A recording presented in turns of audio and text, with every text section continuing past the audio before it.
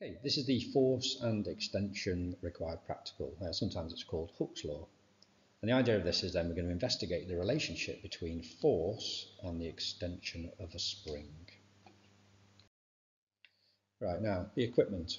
What we've got is we've got a spring, we've got a meter ruler, we've got a weight stack, we've got a clamp stand, and we've got two clamps and bosses. So one is there holding the spring and one is there holding the ruler.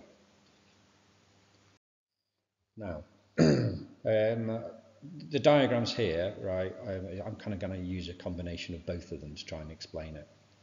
The zero on the scale needs to be at the same height as the top of the spring. Now this diagram on the right here, this isn't particularly very good for this.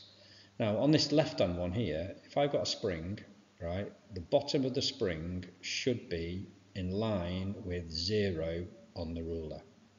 Okay, now obviously that's very, very badly done. That is then obviously your starting point. And what you'll do is you'll take a reading, so you'll have 0 newtons, and your reading is then 0 centimeters. Then what you do is you then add 1 newton, which is then 10 grams. Right, and it's from kind of these weight stacks, and it's normally the hook itself weighs 10 grams.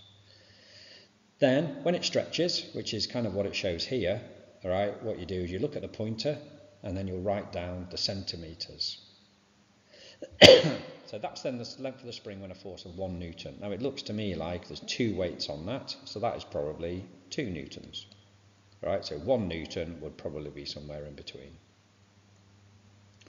Then what you do is you add further weights and measure and record the length on the spring until each time up to about 60 grams or 6 newtons. You don't really want to go any further than the 60 grams, right, or 6 newtons, because then what you could do, then you could start to cause damage that we'll talk about in a minute. The variables, right, so don't mess, right, so don't mess. So what we're measuring during the practical itself is the extension. In class is independent, is what we change during the practical, is the weights. The control is then the spring. You've got to keep exactly the same spring. You need the same person to be then reading the measurements as well. Now, this is all then about Hooke's law, right? And this is a definition that you need to remember. So Hooke's law, the force of a spring is directly proportional, right, which means if you've got a graph, it goes up at exactly the same level, it goes through the origin, that's a very bad drawing, to the extension, provided the elastic limit is not exceeded. So the force on a spring is directly proportional to the extension, so as it goes up a force, the extension goes along at a proportional rate, provided the elastic limit is not exceeded. And what I'll do is I'll talk about the elastic limit in a minute.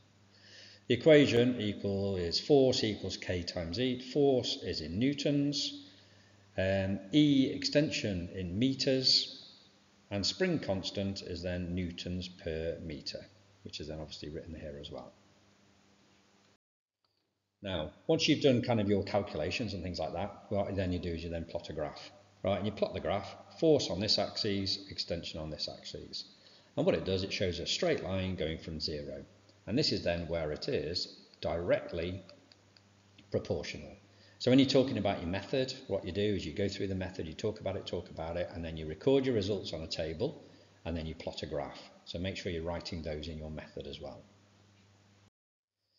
This is then a set of results, right? So I've got a set of results there, and what it does, it looks like it's kind of going up reasonably sort of standard amounts each time. Right, and what you do is the starting point of it, I'll just do it in green, is nice and straight.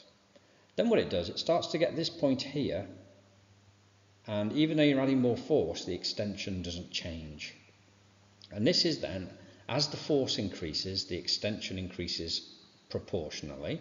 That's the bit right at the very start, until it reaches its limit of proportionality, which is then when the spring doesn't go back to its original shape again, right? So it's until it reaches its limit of proportionality. And for this one, it's at 16 centimeters, because after 16 centimeters, it then doesn't go up anymore, or it goes up a tiny little bit. But it's reached its limit of proportionality, and then it doesn't abide by Hooke's law. Right, so what we've got then is we've got Hooke's law, right? No harm at all, right, in just looking up a little bit more information about Hooke's law, right? But you've got to make sure that you know the method, right? You've got to say what you're going to do with the data, you're going to put it on the table, right? And then what you're going to do then is you're going to plot a graph. And obviously you've also got an equation that then goes along with it to make sure you are doing a bit of maths in the actual required practical as well.